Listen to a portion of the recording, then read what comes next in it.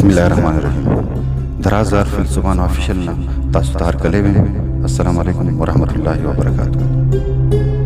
د خپل وړومبۍ شعري مجموعې ټکور نه دا یو مختصر نظم ستاسو سره شریکوم. د دې عنوان دی سحر ماښام. ژوندون څه دی؟ یو کتاب. ژوندون څه دی؟ یو کتاب. حوصلې د دې ابواب، څو جذبې د دې عنوان، حادثې د دې اوراق، وخت د دې کتاب فهرست دی، غم ښکلا د دې کتاب، ژوند او مرګ خلاصه ده. په دې منځ کې یو قصه ده چې بشر بس کاتب دی او تقدیر محتسب دی.